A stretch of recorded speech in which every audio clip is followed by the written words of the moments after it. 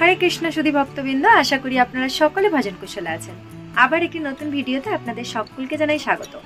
সকলকে জানাই শুভ সকাল। আজকে একাদশী, আর একাদশীর ব্লগ তো আমি আপনাদের সঙ্গে শেয়ার করেই থাকি। তবে আজকের একাদশীটা কিন্তু একদম অন্যরকম। আজকের একাদশীটা খুব ব্যস্ততার সাথেই মনে হয় কাটবে। চলুন এখন ভগবানের জন্য ভোগ রন্ধন করি। বাচ্চাগুলোকে স্কুলে পাঠিয়ে দিয়েছি। সকালবেলা একটু জল সাবু করেছিলাম, ওটা ওরা প্রসাদ পেয়েই স্কুলে গেছে। আর বেড়াবাবু আজকে সমস্ত কিছু ভগবানের কাজ করেছে।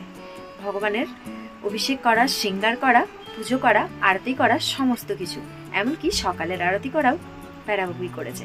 শুধু আমি ভোগটা রন্ধন করব আর বেড়াবাবু ভোগটা নিবেদন করে দেবে।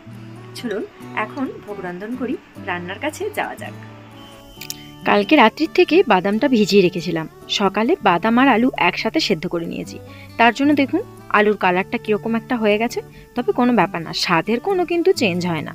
আর এখানে ফুলকপি আর আলুটা ভাজা হয়ে গেছে। পনির আর আলুটাকে ভেজে রেখেছি।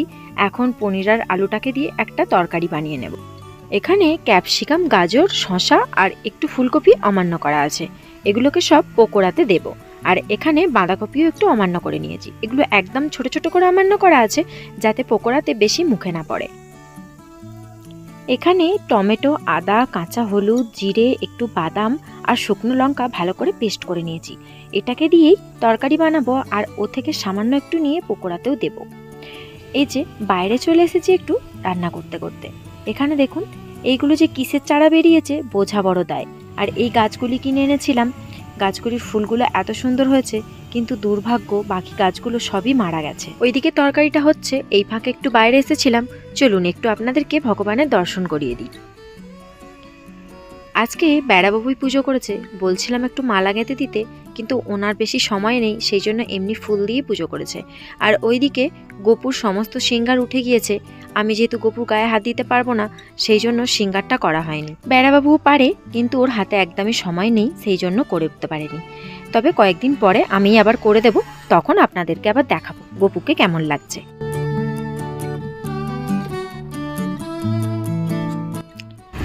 তাড়াহুড়ো করে রান্না করে স্কুলে খাওয়াতে এসেছিলাম দুইজনকে। এখন তো পরিস্থিতি এখানে ভালো না, তাই দেখুন চারিদিকটা কিরকম ফাঁকা, লোকজন নেই বললেই চলে।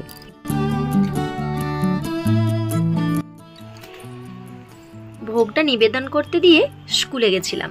স্কুল থেকে খাইয়ে এই ফিরলাম। বেড়াবাবু ভোগ নামিয়ে রেখেছে। এখন 2-4টে আরো ভোগ বানানো বাকি আছে, ওগুলো করে নিলে পারি হয়ে যাবে। এই যে এখানে এই সবজির পকোড়া আর বাদাম আর এই শশাটা স্যালাডটা করা বাকি ছিল। আর এখানে আরেকটু জল সাবু করা বাকি ছিল। আজকে আর দুধ দিয়ে করলাম না, কারণ দুধ দিয়ে সাবুটা কেউ খেতে চায় না, সেই জন্য। বাকি সমস্ত কিছুই হয়ে গেছে। এখন এটা আর ওই সাবুটা আর একটু জল আবার ভোগ নিবেদন করতে বলবো বেড়াবাবুকে। তারপর সকলে মিলে আমরা প্রসাদ পাবো। ভোগটা পেরে দিয়ে চলে এসেছি এইদিকে একটু দেখতে। বেড়াবাবু ওদিকে ভোগ নিবেদন করছে, ও ভোগ নিবেদন করে জপ করবে। আর আমি এসেছি একটু দেখতে কেমন লাগছে আকাশটা। আর এখানে দেখুন ঝিমঝিম করে বৃষ্টি হচ্ছে। আর বৃষ্টি ভেজা শহর দেখতে আমার কিন্তু ভীষণ ভালো লাগে।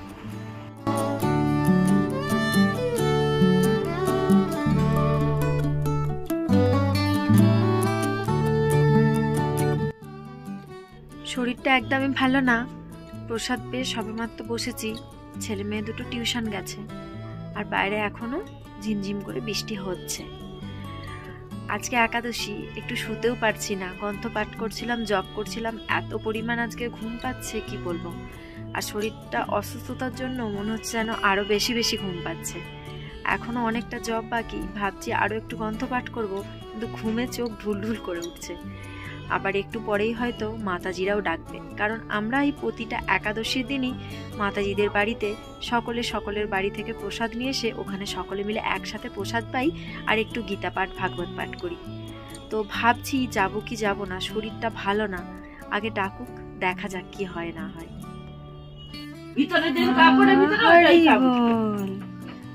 আমি আজ ফুল দিয়ে সাজিয়েছি কিন্তু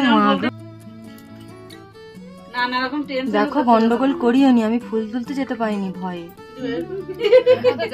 এমন করোনি। হ্যাঁ ভাবছিলাম যে যাব না, কিন্তু মাতাজিদের জোড়াজড়িতে যেতেই হলো।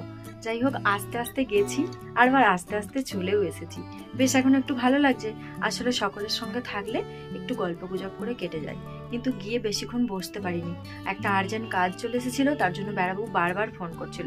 কোনো রকম একটু প্রসাদ পেয়েই চলে এসেছি, নাহলে ওখানে একটু গীতা ভাগবত পাঠ হয়, একটু কীর্তন হয়, বেশ ভালো লাগে। আর এই একাদশীর দিনটাতেই একটু সুযোগ হয় সবার সাথে একসাথে থাকার, মানে ভক্তদের সাথে। আর একটা কথা, আমরা যারা এমনি মানুষজন, আমাদের এমনি কত বন্ধু বান্ধবদের সঙ্গে গল্প গুজব থাকে, কিন্তু আমরা যারা ভক্ত, ভগবানের সঙ্গে আমাদের অনেক গল্প গুজব থাকে। দেখলেনই তো, আমি ভগবানের সামনে ভগবানকে বলছি পরিস্থিতি যেন ঠিক হয়ে যায়, আমি ভগবানের জন্য ফুল তুলতে যেতে পারছি না। আসলে আমাদের এখানে পরিস্থিতি তো আপনারা জানেনই, সেই জন্য বেড়াবো ভোরবেলা একদমই হাঁটতে যেতে যেতে রাজি নয়, আর সেই জন্য ফুলও আনা হয়নি। ভোরবেলাটা হাঁটতে গেলে একটু ফুল আনতে পারি, আর এমনি সময় সত্যি বলতে এই বেলার দিকে একদমই যেতে ইচ্ছা করে না। যাই হোক, যতটুকু পেরেছি আপনাদের সঙ্গে শেয়ার করেছি। সকলে ভালো থাকবেন, সুস্থ থাকবেন, সাবধানে থাকবেন। আর ভিডিওটি কেমন লাগলো সেটি অবশ্যই কমেন্ট করে জানাবেন। ভালো লাগলে অবশ্যই একটি লাইক করবেন।